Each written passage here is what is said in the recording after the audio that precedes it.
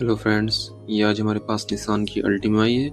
इसमें प्रॉब्लम थी कि ये स्टार्ट नहीं हो रही थी। ये इसका इग्निशन ऑन हो रहा था बट ये क्रैंक नहीं कर रही थी। तो हमने इसे एनालाइज किया तो इसका फ्यूज़ ख़राब था। ये 15 एम्पियर का था।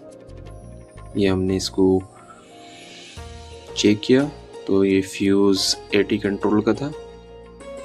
ये ऑटोमेटिक कंट्रोल का फ्यूज़ था। ये इसमें हमने फ्यूज़ लगाया तो दोबारा ये शॉर्ट हो जाता था फ्यूज़। हमने इसे चेक किया तो इसकी वायरिंग शॉर्ट थी बॉडी से। ये इसका बैक साइड में सेंसर है गेयर बॉक्स का। ये इसकी सेंसर की वायरिंग है। ये हमने इसकी वायरिंग की है। इसकी वायरिंग पे हमने टेपिंग की है। ये इसकी वायरिंग है। ये वायरिंग इसकी एक्सल से जाकर टच हो गई थी।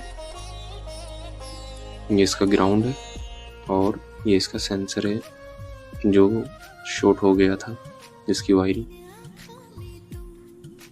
ये इसका मैन ग्रिप है।